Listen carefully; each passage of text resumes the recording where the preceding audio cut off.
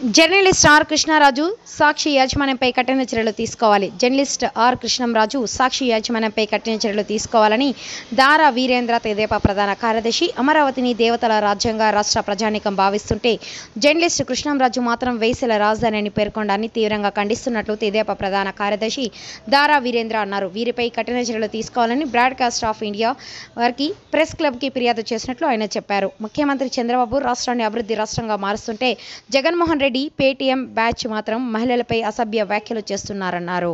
రెడ్డి గారి Paytm batch ఉందో వాళ్ళందరూ కూడా మరి రాష్ట్రాన్ని అభివృద్ధి చెందనీయకుండా మరి మాట్లాడడం జరిగింది. కొమ్మినేని శ్రీనివాసరావు గారు అలాగే వివి రామకృష్ణరాజు గారు మరి 6వ తేదీన మరి సాక్షి ఛానల్లో వచ్చినటువంటి లైవ్ డిబేట్లో ఆంధ్రప్రదేశ్లో అమరావతిలో రాజధానిలో చంద్రబాబు నాయుడు గారు దేవతల రాజధాని అని చెబుతూ ఉన్నారు. కానీ అది తప్పు. అమరావతి ప్రాంతంలో మరి వేశ్యలు ఉన్నారు, అది వేశ్యల రాజధాని అని చెప్తాం చాలా శోచనీయంగా చాలా బాధ కలుగుతూ ఉంది. అలాగే ఎయిడ్స్ పేషెంట్లు కూడా ఉన్నారని చెప్పారు. అయ్యా రామకృష్ణరాజు గారు, మీరు ఎక్కడ పారిపోయారు? మీరు ఎక్కడ దాక్కున్నారు? మీరు బయటికి రండి. మీరు ఏ సెన్సస్ ఆధారంగా మీరు ఏ విధంగా మరి ఏదో మొన్న చెప్తూ ఉన్నారు, ఏదో ఛానల్లో చూశాను నేను అది చెప్తూ ఉన్నారు. ఇప్పటికైనా మీరు పద్ధతి మార్చుకోండి. కొమ్మినేని శ్రీనివాసరావు గారి మీద పెట్టినటువంటి కేసు అదొక్కటే సరిపోదు.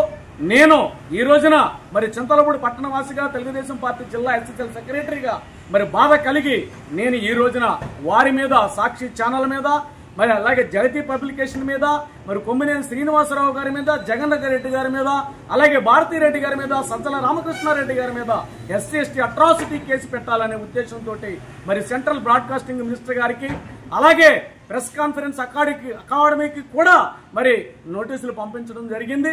ఖచ్చితంగా వారు స్పందిస్తారని చెబుతూ ఉన్నాము. చింతలపూడి మరి మా రోషన్ కుమార్ గారు దీని మీద చాలా బాధపడ్డారు.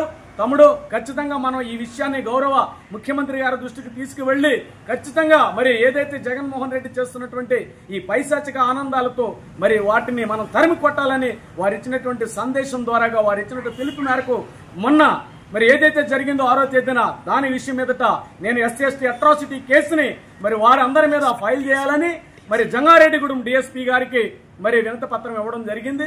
అలాగే చింతలపూడి సిఐ గారికి కూడా వినతి పత్రం ఇవ్వడం జరిగింది. అలాగే మరి స్టేషన్ హౌస్ ఆఫీసర్ చింతలపూడి వారికి కూడా వినతి పత్రాన్ని ఇవ్వడం జరిగింది. ముఖ్యంగా మరి ఏదైతే జగన్మోహన్ రెడ్డి గారు అమరావతి మీద చేస్తున్నటువంటి మరి ఈ యొక్క కార్యక్రమాల్ని మరి ఇప్పటికైనా సరే సరిచేసుకునే పక్షంలో మేమందరము కూడా ఖచ్చితంగా దాన్ని వ్యతిరేకించి ఖచ్చితంగా జగన్మోహన్ రెడ్డి గారిని భారతిరెడ్డి గారిని సజ్జల రామకృష్ణ గారిని ఆ పేటీఎం బ్యాచ్ అయినటువంటి వాళ్ళందరినీ కూడా సాక్షి ఛానల్ని కూడా ఈ రాష్ట్రం నుంచి తరివేయడానికి సిద్ధంగా ఈ 500 కోట్ల ఆంధ్ర ప్రజలు సిద్ధంగా ఉన్నారని తెలియజేస్తూ ఉన్నాను.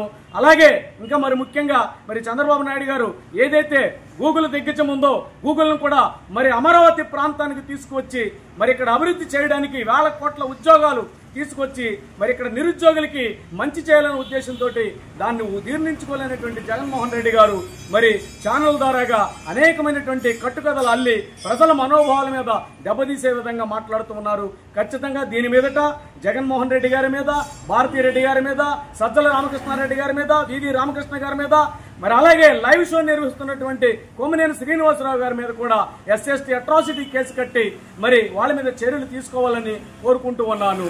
జై చంద్రబాబు నాయుడు గారు, జై లోకేష్ బాబు గారు, జై సొందా రోషన్ కుమార్ గారు.